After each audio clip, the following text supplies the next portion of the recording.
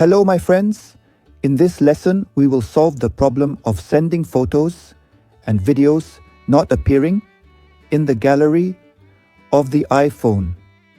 For example, this person sent these photos, but when I go to the gallery of the phone, I will never find the pictures. So before moving on to the explanation, if this is your first time watching, don't forget to support me by clicking the subscribe button, follow me, and share this clip with friends and family.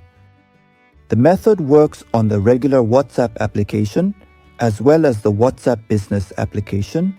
So we will apply the explanation on the regular WhatsApp.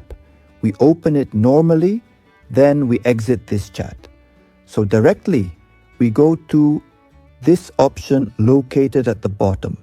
We click on it and then we click in this place called Chats. And here you activate this option like this, as you can see.